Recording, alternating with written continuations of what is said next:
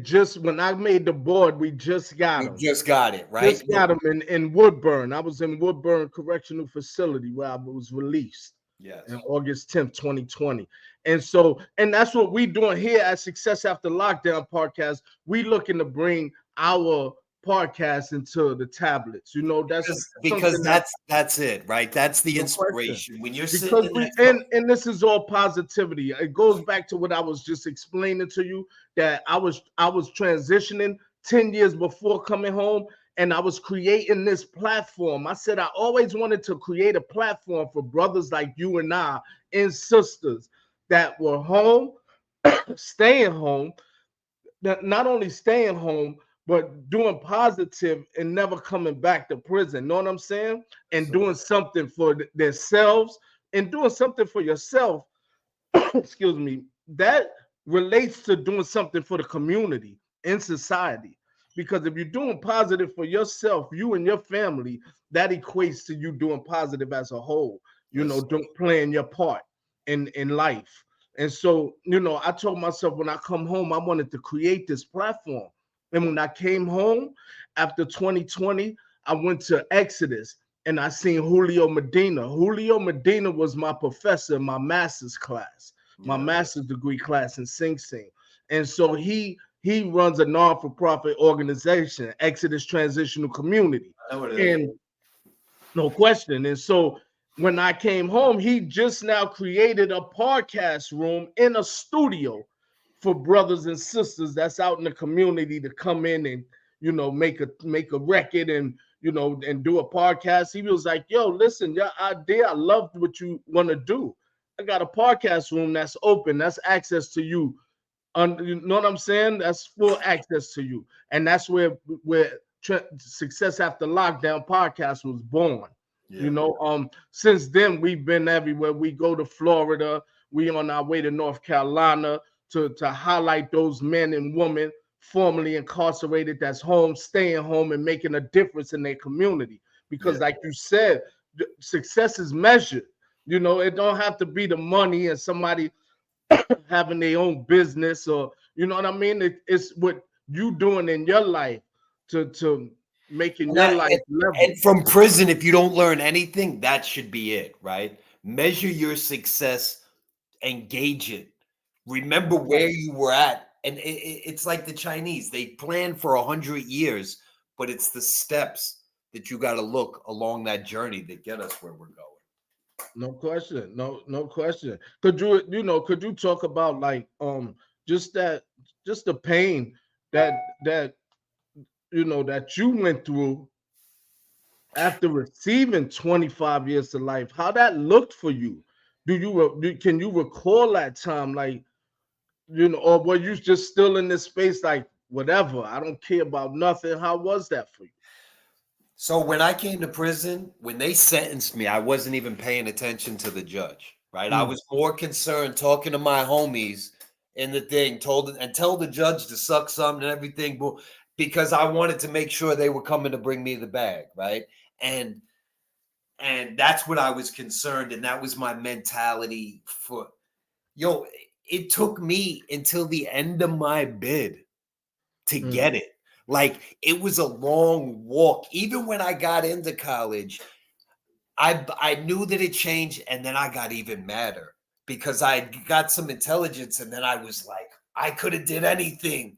I rose to the top in a situation by accident. If I was home, I could have, and it pissed me pissed off, you off, yeah. made me regress, and I went back at it. And then I was getting in trouble for stuff that I had did in the beginning of my bid.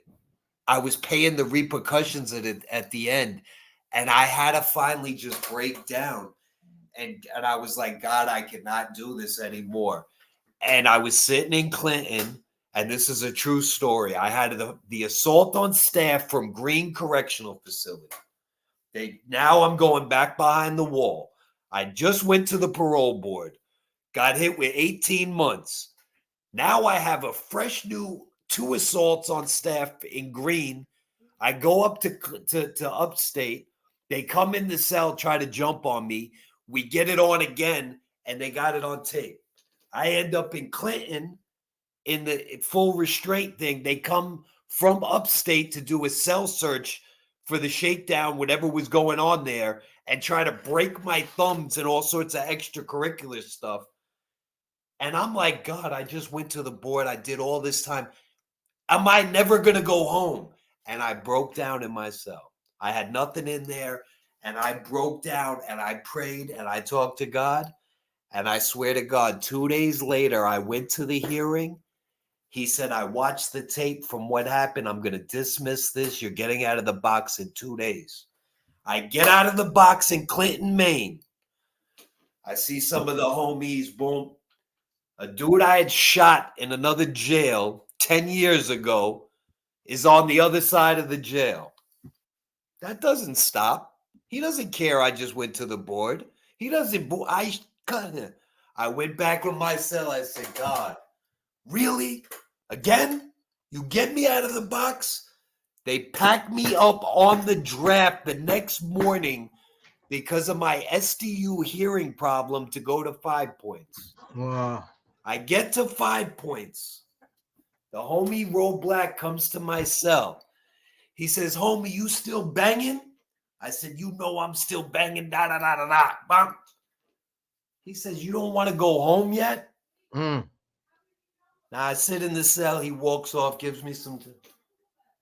Now, mind you, I done wrote a book. I done been to the parole board. I did. Yeah. Now, mind you, I don't step into a prison where I don't know people. I said, you know what? I'm going to fall back. I go, I don't salute anybody. I don't talk to anybody. And dudes yelled up. I shut it down. These are dudes I grew up with. Yo, homie. No response. What did I do? I key blocked myself. That's For a right. year and a half. I went to commissary. I went to the gym because I'm old. They gave me the gym program, and I did my mandatory programs, and I made it out of the penitentiary, right?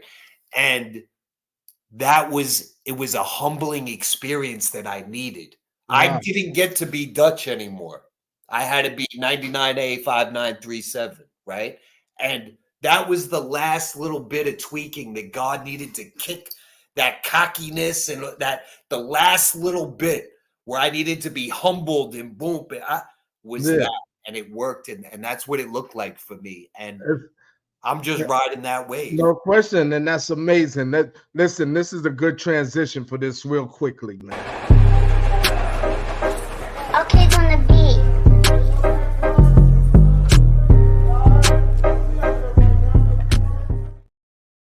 So this is a segment, right, that we created, Success After Lockdown podcast on StreamYard, called Cell Therapy.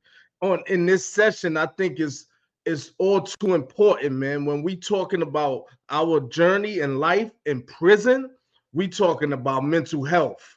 You know what I mean? Because that's important. Because when you just said what you said about, going through what you went through, and then you taking that and shutting down. So I remember I shut down earlier in my bed.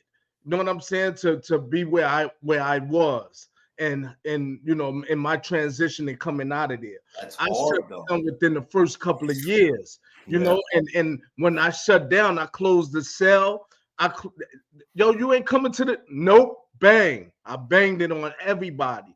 And then I begin to see myself. That what I call that self-introspection. I begin to take that of myself.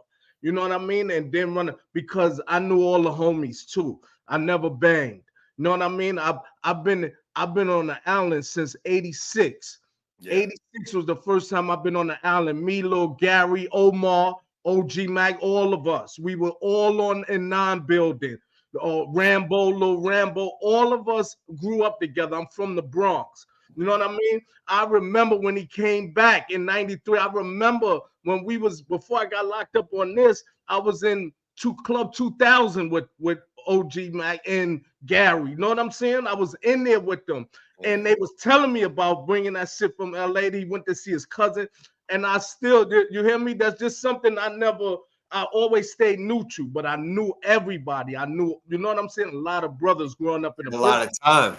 Yeah, man. And so I know what it is and what, you know, the shutdown from everybody and people looking at you and but you know what I mean? That's just what I had to do with myself. That's what It we was got to it's a humbling experience, and I think absolutely. that it was needed before I came home. I don't think that I would have made it out had Mm, I wouldn't have got out of prison, but I wouldn't have been successful like I am now because you have to learn to eat shit before you come home.